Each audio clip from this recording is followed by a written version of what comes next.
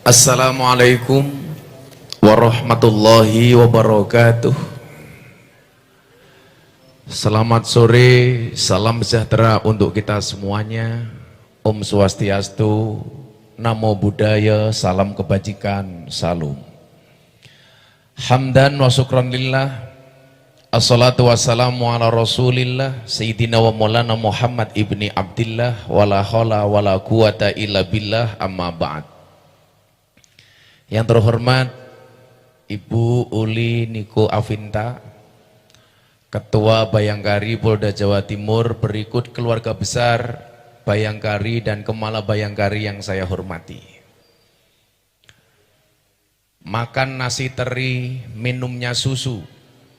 Hei Ibu Bayangkari, I love you. Bila teman membuatmu kecewa, bila pasangan membuatmu terluka, dan bila corona membuatmu menderita, yakinlah Gus Miftah hadir dengan membawa cinta. Ibu-ibu yang saya hormati, saya meyakini support system dari seorang istri serta doa-doa yang dipanjatkan adalah merupakan salah satu kunci kesuksesan dari seorang laki-laki. Kita lihat dalam sejarah ada seorang perempuan namanya Siti Khadijah, saudagar kaya, pengusaha kaya raya, dinikahi oleh seorang pemuda yang selisih umurnya 15 tahun. Ketika Siti Khadijah menikah, usianya 40 tahun. Dinikahi oleh Muhammad muda sebelum menjadi nabi, usianya 25 tahun. Statusnya Siti Khadijah seorang saudagar. Nabi Muhammad merupakan orang kepercayaan Siti Khadijah. Sehingga kemudian atas takdir Allah mereka menikah. Kenapa saya kemudian katakan Siti Khadijah kaya? Nabi Muhammad sebagai orang kepercayaan Siti Khadijah ikut kaya. Buktinya apa? Ketika menikah Siti Khadijah, mas kawinnya adalah 20 ekor unta. Kalau satu ekor unta itu 20 juta, berarti mas kawin Kanjeng Nabi kepada Siti Khadijah 400 juta. 20 ekor unta, Bu. Sama dulu ketika saya menikahi istri saya, 20 ekor kutu. Karena waktu itu saya menikah modalnya cuma satu. Ketika saya ditanya sama mertua saya, kelebihan kamu apa, kekurangan kamu apa? Saya jawab, kelebihan saya hanya satu dan kekurangan saya hanya satu. Kelebihan saya banyak kekurangan, kekurangan saya nggak punya kelebihan. Nah, singkat cerita, Nabi Muhammad menerima wahyu pertama kali umur 40 tahun di Gua Hira. Ketika menerima wahyu, Nabi Muhammad gemetar. Dan di saat Nabi Muhammad bertahanus di Gua Hira, satu-satunya yang memberikan support kepada Nabi Muhammad adalah istrinya Siti Khadijah. Bahkan seorang katakan kepada suaminya, "Mas, jangan risau, aku selalu mendukung semua pun yang kamu lakukan." Makanya saya bilang, perempuan itu namanya istri, laki-laki itu namanya suami. Istri itu apa? Istana tempat ridho ilahi. Suami itu apa? Semua uang adalah milik istri. Betul, Bu? Kayaknya iya, kayaknya. Ada istilah uang ibu, nggak ada uang bapak. Maka saya meyakini perempuan itu hatinya seperti rekening bank. Maksudnya apa? Nggak mungkin berbunga kalau nggak ada saldonya. Akhirnya apa yang terjadi? Ketika Nabi Muhammad menerima wahyu pertama kali, beliau ketakutan, gemetaran. Yang dicari pertama kali siapa, Bu? Istrinya. Nah, model istri seperti inilah kemudian yang memberikan dukungan, support kepada suaminya yang diharapkan dari ibu-ibu Bayangkari ini. Saya ingat betul ketika Rapim TNI Polri kemarin, salah satu amanah dari Presiden Jokowi adalah sampai beliau mengatakan awasi WA grup para istri TNI Polri. Soal apa? Hari ini mohon maaf, Bu, saya itu punya kalimat begini, orang yang salah pergaulan itu lebih gampang dinasihati daripada salah milih pengajian. Saya ulangi, orang yang salah pergaulan itu lebih gampang dinasehati daripada yang salah milih pengajian. Buktinya apa? Saya pengajian di lokalisasi Doli sejak tahun 2000. Saya pengajian di lokalisasi Sarkem, Jogja sejak tahun 2000. Kalau sampai sekarang terhitung sudah 22 tahun saya pengajian di lokalisasi dan klub malam seluruh Indonesia. Maka 3 bulan yang lalu saya dapat penghargaan dari Leprit, lembaga prestasi. Yang kedua, saya dapat penghargaan dari Leprit sebagai dai yang paling konsisten pengajian di lokalisasi dan klub malam 22 tahun. Konsisten itu bahasa agamanya apa, Bu? Istiqomah. Kenapa istiqomah berat? Iya, kalau istiqomah pasti berat, karena kalau ringan namanya istirahat. Lah, kalau untuk istiqomah butuh diuji, butuh dicoba. Kenapa cobaan banyak, Gus? Iya, kalau cobaan pasti banyak, karena kalau sedikit namanya cobain. Cara menjalaninya gimana supaya istiqomah? Harus ikhlas. Ikhlas itu cirinya apa, Bu? Diam, karena kalau ngomong namanya iklan.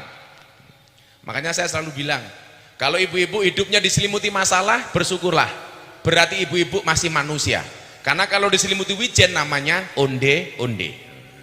Kalau ibu Kapolda pengen makan onde-onde yang paling enak gampang, Bu. Cari onde-onde yang wijennya ganjil. Itu rasanya paling enak, Bu. Dari Mojokerto ini biasanya. Nah.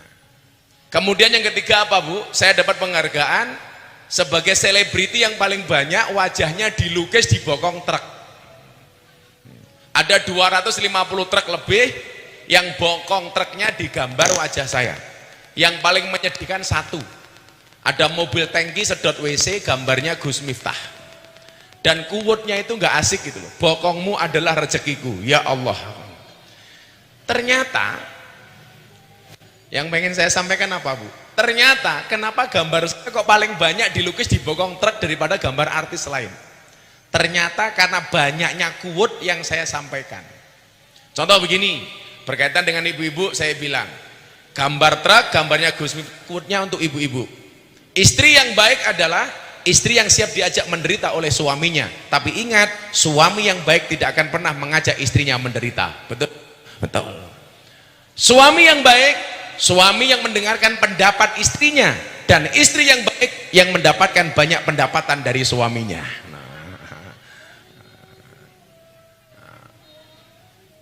Nah, ngulangi tadi WA grup yang disampaikan Pak Jokowi.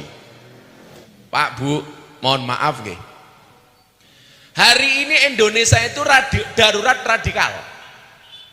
Makanya kenapa dulu istilahnya deradikalisasi di masa Pak Sigit ketika mengajukan tulisan DPR program-program ini. Mohon maaf, bisa nggak mic-nya diganti, Mas, baterainya ini mau mati, Mas. Tukang sound izin coba, ini mati-mati. Kadang-kadang hidup, kadang-kadang mati.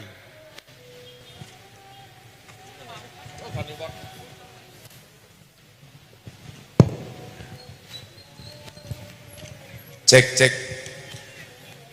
Ketika Pak Sigit dan tim menyampaikan gagasan dan program Polri ke depan dengan bahasa presisi hari ini yang kita ingat, yang kita lihat, ada satu bahasa yang cukup menarik bagi saya. Di masa sebelumnya ada istilah deradikalisasi, tapi di masa kepemimpinan Pak Sigit hari ini tidak menggunakan bahasa deradikalisasi, tapi bahasanya adalah moderasi beragama. Artinya apa? Secara gampang yang pengen disampaikan pesan dari moderasi beragama itu adalah jadilah orang yang beragama secara moderat. Artinya moderat apa? Wasatiyah, tengah-tengah. Artinya apa? Tidak ekstrem kanan, tidak ekstrem kiri. Yang hari ini mohon maaf, Indonesia darurat soal hal itu. Ibu-ibu masih ingat? Ramadan tahun kemarin saya dibully habis-habisan gara-gara saya menghadiri peresmian gereja di Jakarta Utara, Gereja Bethel Indonesia di Penjaringan. Saya diminta untuk berbicara tentang wawasan kebangsaan. Video pengajian saya viral, bahkan kemudian ditranslate dalam bahasa Inggris dan viral di Amerika. Sampai kemudian saya mendapatkan undangan dari wali kota Los Angeles, Amerika Serikat untuk berbicara tentang toleransi. Di Indonesia saya dibully, dihujat habis-habisan. Miftah kafir. Kenapa? Ceramah di gereja, masuk tempat ibadah agama orang lain, Miftah kafir. Saya marah, Bu, enggak. Saya jawab, kalau kafir ya gampang, syahadat lagi, selesai. Lucunya adalah kalau kemudian orang mengatakan masuk tempat ibadah agama lain dianggap kafir, berarti orang Indonesia banyak yang kafir. Kenapa? Karena banyak masuk Candi Borobudur dan Prambanan. Jelas itu merupakan tempat ibadah agama orang lain. Berangkat dari ini, mohon maaf Bu, ini membuktikan apa? Bahwa kaum intoleran di Indonesia itu masih sangat banyak. Hal ini kemudian diperparah ketika kemudian ibu-ibu Bayangkari atau ibu-ibu Persib ketika mengadakan pengajian ngundang ustadz-ustadz yang mempunyai paham radikalis. Artinya, kenapa sampai presiden kemudian mengatakan jangan undang ustadz radikalis? Karena fakta di lapangan banyak kita temukan pengajian-pengajian ASN, aparatur sipil negara, ibu-ibu Bayangkari, ibu-ibu tentara sudah mulai terprovokasi dengan paham-paham seperti itu. Makanya kalau Ibu Uli besok ke Jogja mampir ke pondok saya, asik Bu. Pondok saya itu 60% lingkungan saya Katolik. Jadi timur saya ini Romo, utara saya itu kuburan. Jadi seumur hidup saya tidak pernah bertengkar dengan tetangga utara saya. Kuburan Bu.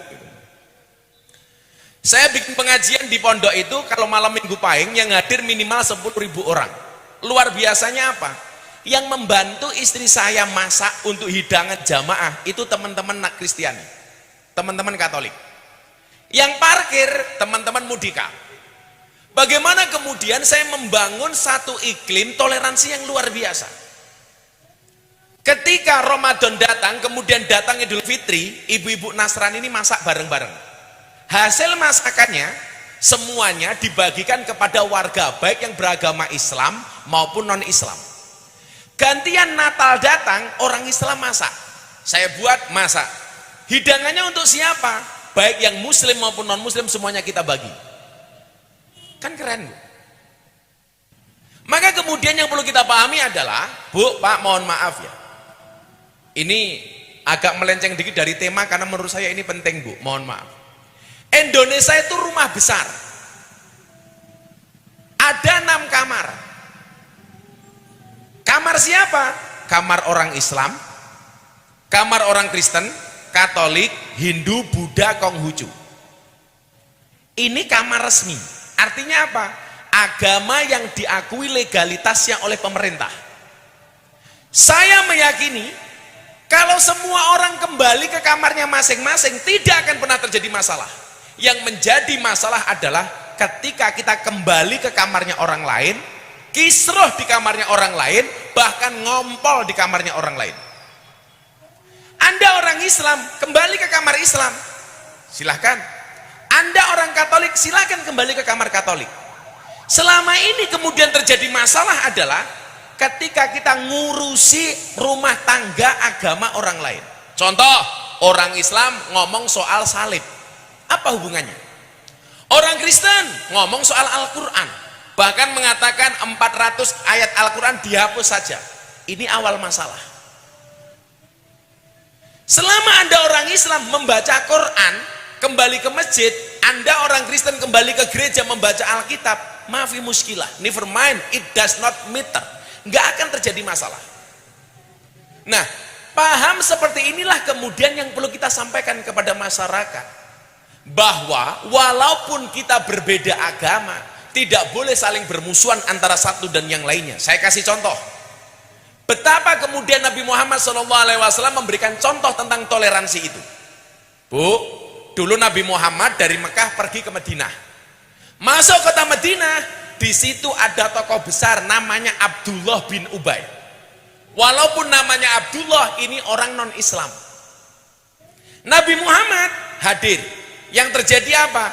Abdullah bin Ubay merasa tersinggung. Kenapa? Karena kedatangan Muhammad mengurangi ketokohan Abdullah bin Ubay. Nabi Muhammad dikatakan apa? Anjing. Oleh siapa? Oleh Abdullah bin Ubay. Muhammad itu anjing, gemukkanlah anjingmu maka anjingmu akan memakanmu, kata Abdullah bin Ubay. Tapi yang dilakukan Nabi Muhammad, dia mendoakan Abdullah bin Ubay. Nabi Muhammad dicaci, dimaki nggak marah. Tapi mohon maaf, ibu-ibu Bayangkari saya matur. Kalau Anda dimusuhi sama orang, difitnah sama orang, jangan pernah membandingkan diri Anda dengan Kanjeng Nabi. Kan biasanya begini, aku dimusuhi nggak masalah, Kanjeng Nabi saja dimusuhi kok. Ini mohon maaf, perbandingannya kadowen kata orang Jawa. Kalau Nabi Muhammad itu dimusuhi, yang musuhi pasti salah, Nabi Muhammad pasti benar. Kalau kita dimusuhi, musuh kita bisa benar, kita bisa salah, atau sebaliknya, kita benar, musuh kita salah. Jadi kalau Anda kemudian, nggak apa-apa aku difitnah, Kanjeng Nabi juga difitnah. Kejauhan Bu contohnya. Kan kita sering tuh.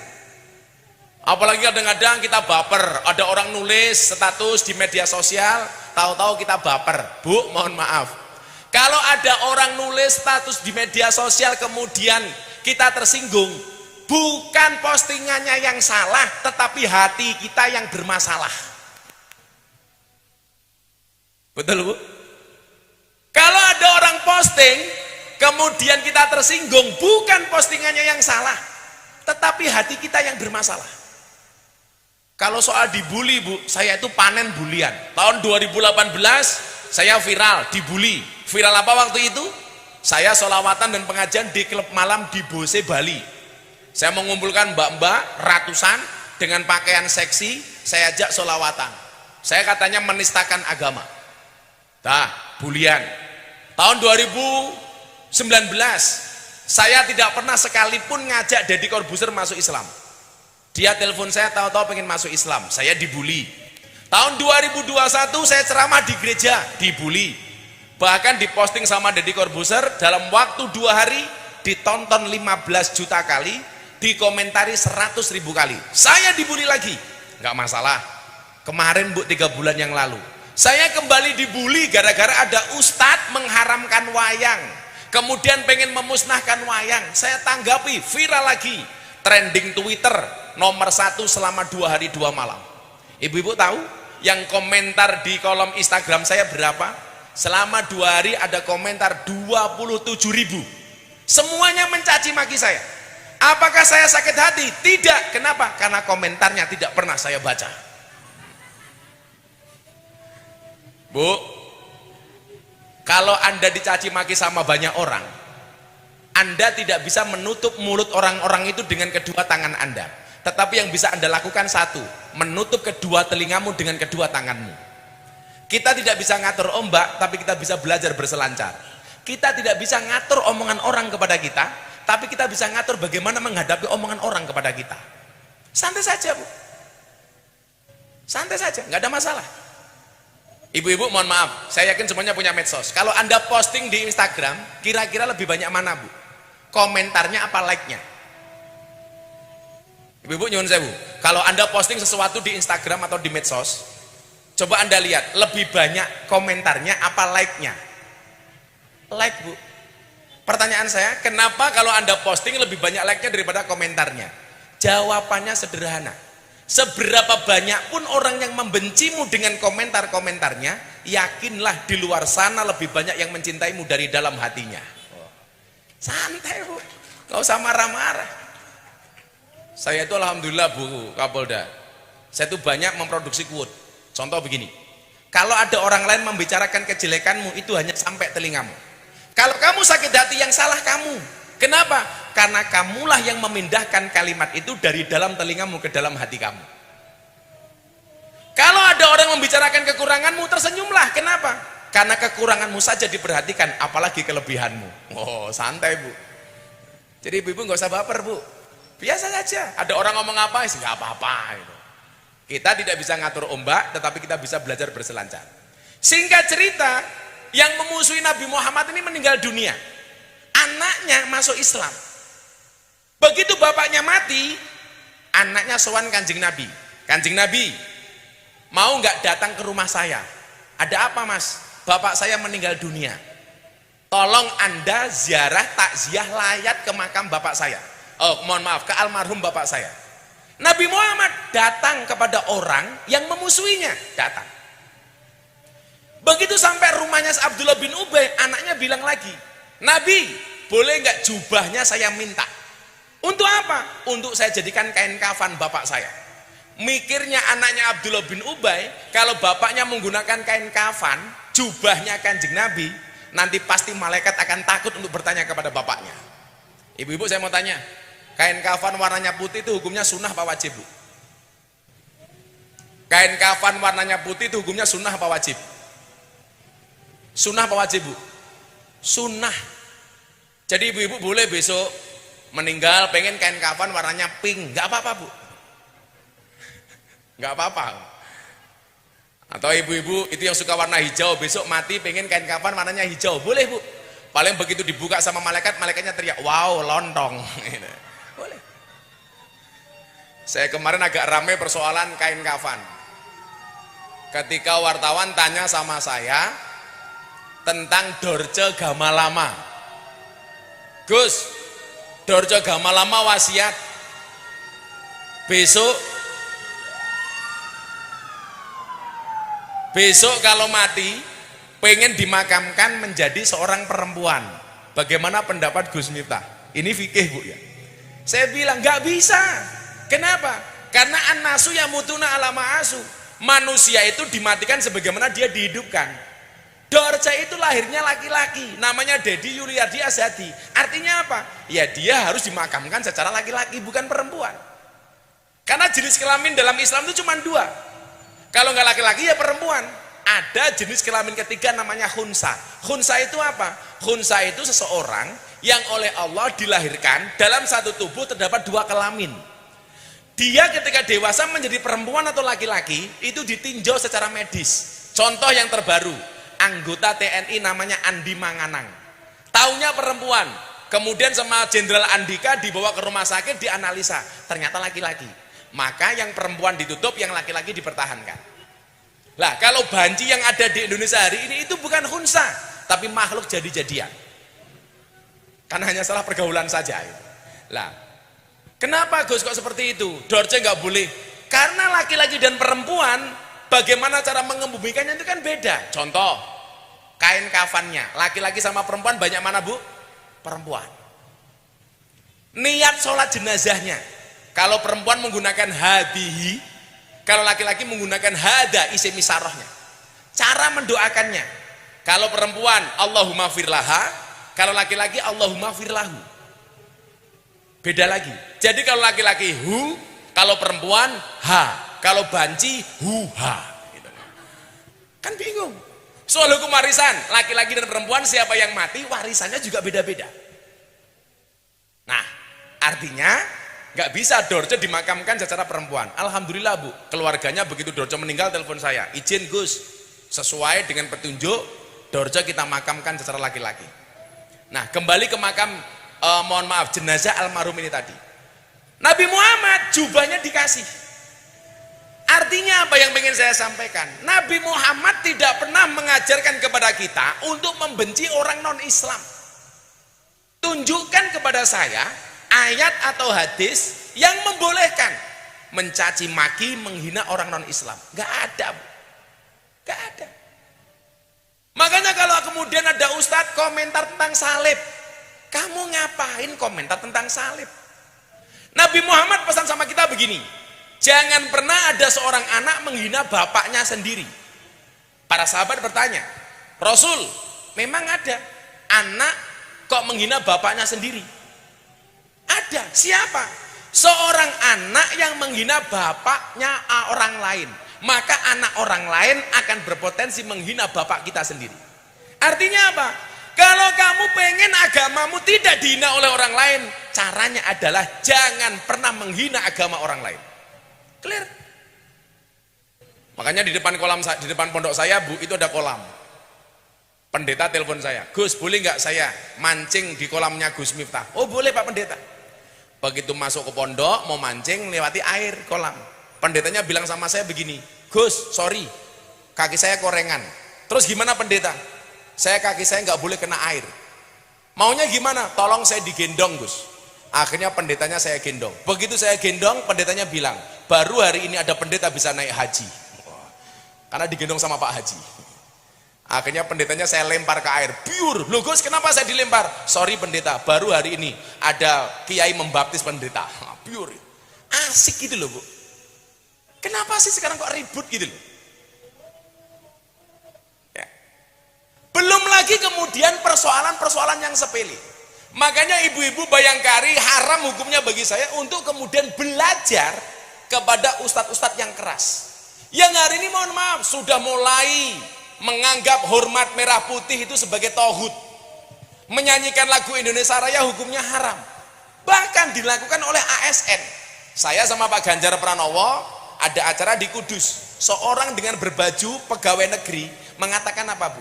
Sudah saatnya Pancasila diganti dengan sistem khilafah. Saya tanya kepada yang bersangkutan, tunjukkan kepada saya negara mana di dunia yang berhasil dengan sistem khilafahnya. Dia bilang Arab Saudi. Oh berarti dolanmu kurang adoh, turumu kurang bengi, koncomu kurang okeh, kopimu kurang kental. Arab Saudi itu bukan sistem khilafah, tapi al-mamlakah. Artinya apa? Kerajaan. Makanya yang menjadi pemimpin turun temurun, raja. Sementara kalau khilafah sistemnya tidak seperti itu. Artinya apa? Orang ini gagal paham, salah paham, dan pahamnya salah. Maka kemarin ketika ada berita-berita seperti itu Bu, polisi cinta sunnah. Ada anggota kepolisian pakai baju coklat seperti Pak Gandung ini, mohon maaf, seragamnya sampai sini Pak, jubah. Menggunakan jubah sampai bawah tapi seragam kepolisian. Iki nalare kepiye gitu. Jadi baju coklat, bajunya polisi itu sampai sini Bu. Coba saya mau tanya sama ibu-ibu, jubah itu budaya apa agama? Bu, jubah itu budaya apa agama? Budaya Bu. Apakah orang Surabaya harus menggunakan jubah? Enggak Bu, sama sekali enggak.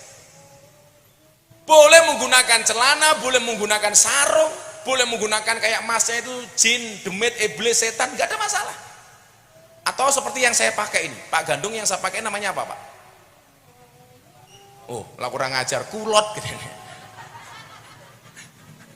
Masa kiai kulotan? Ini namanya apa Bu? Jangan bilang rok Bu. Ini namanya tokrung, katok, sarung.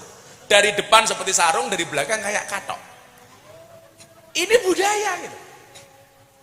Coba, saya mau tanya, yang paling gampang. Songkok, apa bahasanya yang lain? Peci.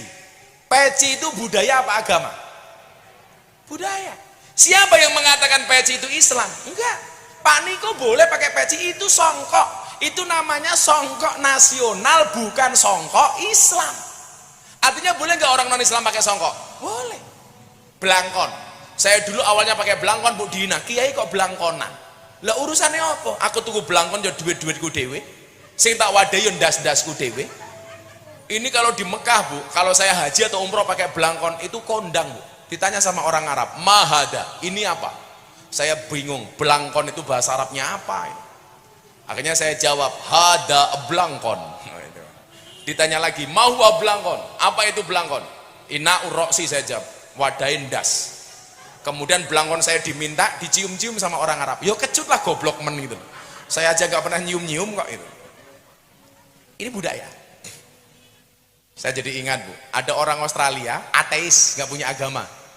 Datang ke pondok saya, tanya tentang perbandingan agama. Saya jawab. Begitu selesai, kita kasih hidangan makan Bu. Dikasih apa-apa nggak mau makan. Akhirnya istri saya jengkel, masak sayur bung. Sayur bung itu bahasa Indonesianya apa? Rebung itu, bambu muda itu loh. Apa itu namanya? Rebung. Begitu dikasih sayur bung Bu, malah doyan. Nah, dia orang Australia bahasanya Inggris, tanya sama saya, what is this? Ini apa? Saya bingung, bung bahasa Inggrisnya apa? Akhirnya saya jawab, this is bung. Kemudian dia tanya, what is the meaning of bung? Bung itu apa? Saya jawab, bung is the young bamboo. Bung adalah bambu muda. Dia malah teriak, amazing. Kenapa mister? Bambu muda saja enaknya kayak gini, apalagi yang tua. Arma berakoti Pak. Makanya yuk, yang pertama pola pikir. Makanya yang ingin saya sampaikan hari ini adalah berkaitan dengan pemberdayaan ibu-ibu. Mohon maaf Bu ya, orang itu sakit atau punya masalah biasanya berangkat dari 4 hal. Yang pertama, pola pikir. Yang kedua, pola makan. Yang ketiga, pola hidup. Dan yang keempat, kakean pola. Pola pikir, pola makan, pola hidup, kakean pola. Ini yang paling banyak ini, kakean pola. Akan saya sampaikan minimal 2 dulu sampai maghrib, karena saya yakin ibu-ibu itu tidak nunggu saya tapi nunggu adzan maghrib.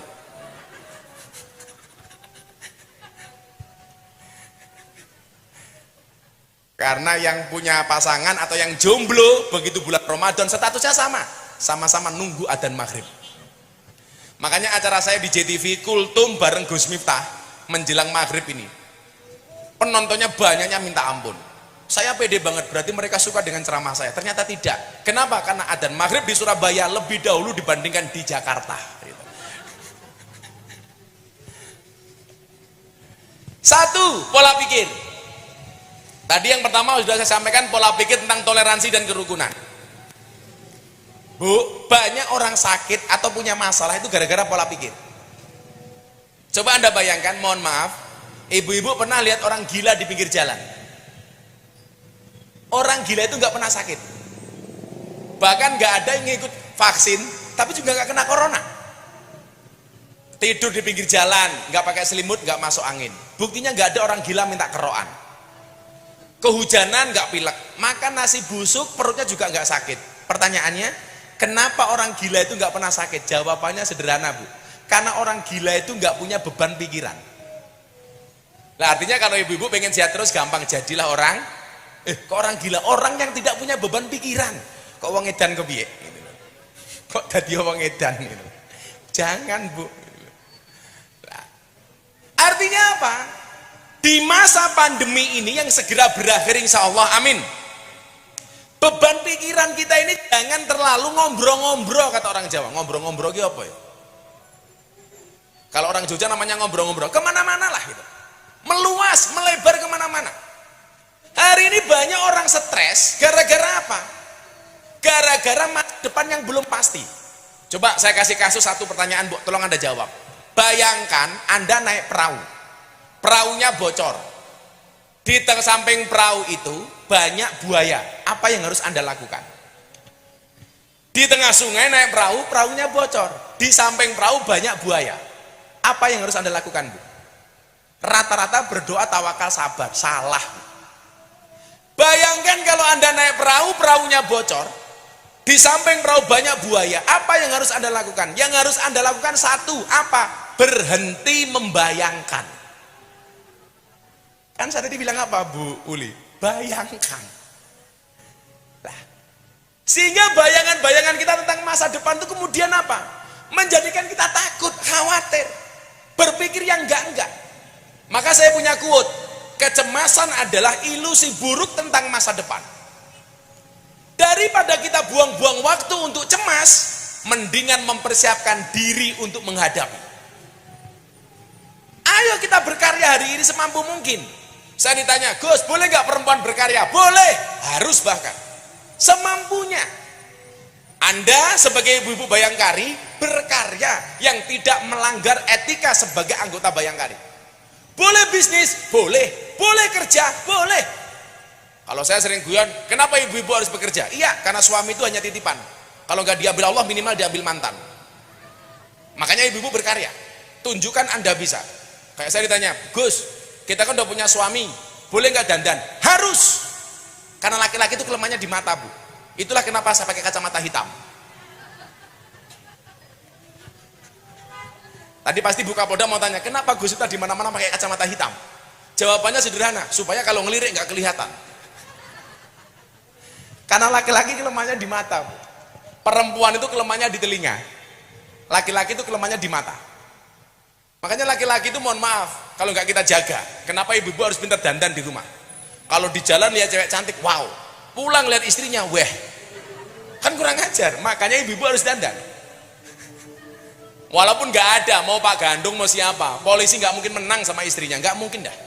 Perempuan itu kalau disakiti nggak pernah lupa, tapi kalau menyakiti nggak pernah ingat, gitu perempuan. Istri saya, Bu, maksudnya.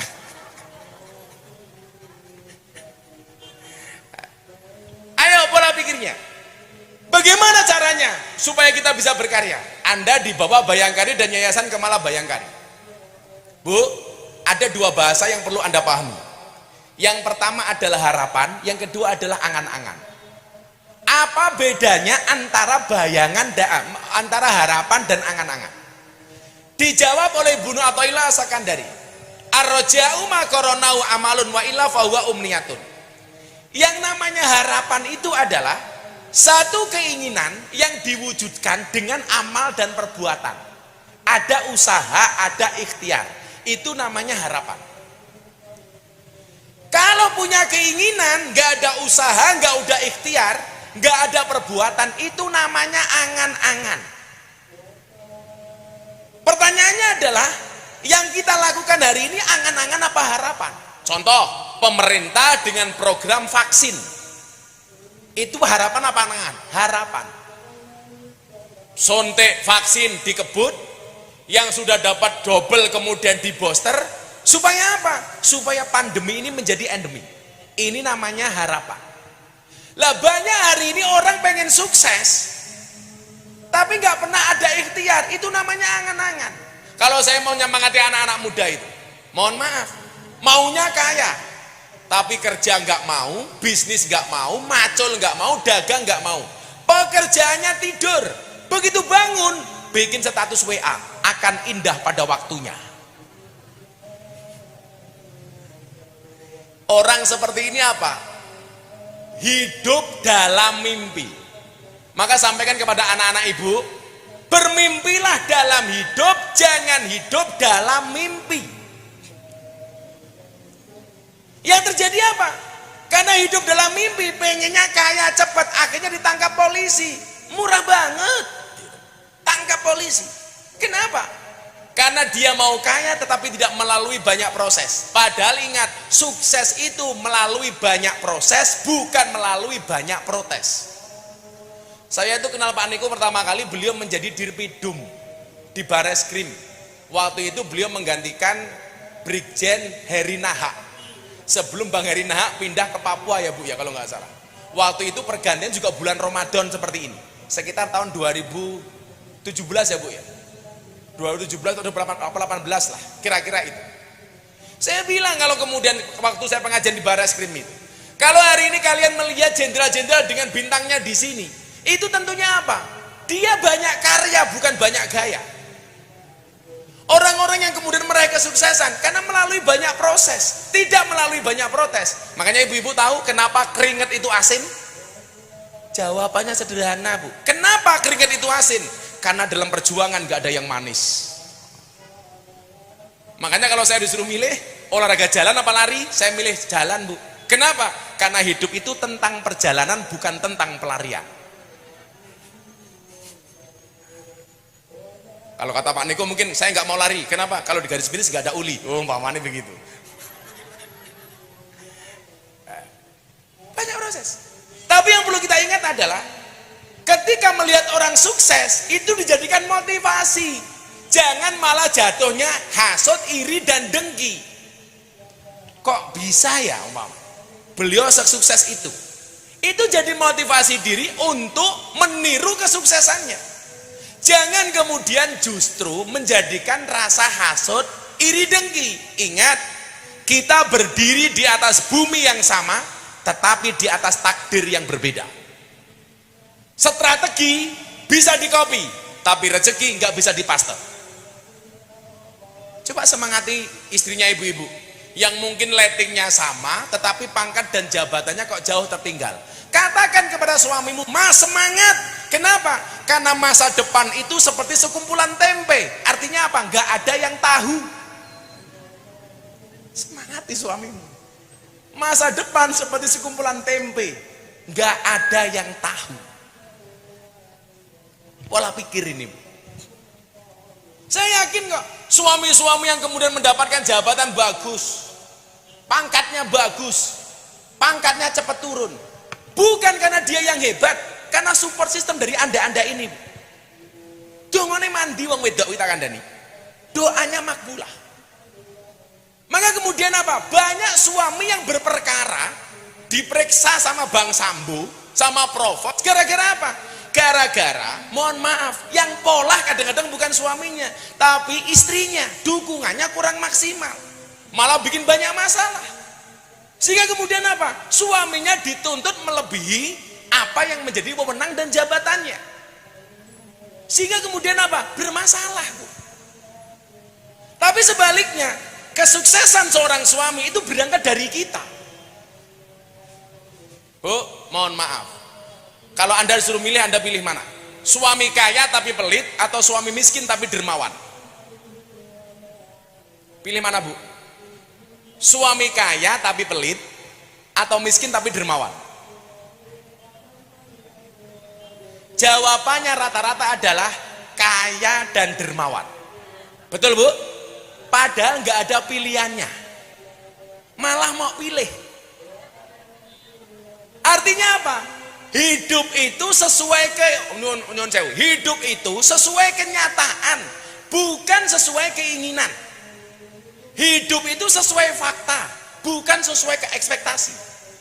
Urip kuwi sak nyatane ora sak karepe. Sama halnya dulu ketika saya ditanya sama kiai saya, Miftah kamu pilih mana? Istri cantik tidak solekah, apa jelek tapi solekah? Rata-rata jawaban orang laki-laki apa? Cantik dan solekah, padahal nggak ada jawabannya. Waktu itu saya milih istri cantik walaupun tidak solekah. Kiai saya marah, berarti kamu mementingkan fisik? Oh enggak. Kenapa kamu pilih istri yang cantik walaupun tidak solekah? Saya jawab, laki-laki itu adalah imam bagi perempuan. Kalau istri saya cantik belum solekah, kewajiban saya sebagai imam menjadikan istri saya solekah. Tapi kalau istri saya solekah, jelek wajahnya, mohon maaf ya, menjadikan cantik mahal harganya. Itu saya dilawan, larang regane. Hidup itu sesuai faktanya, bukan sesuai keinginannya. Makanya kemudian apa? Kita diajarkan supaya ngempet. Lah, puasa itu, Bu, as-saum atau asyam itu maknanya adalah al-imsak. Imsak itu artinya apa, Bu? Ngempet. Bu, sebagai bayangkari yuk banyak ngempet.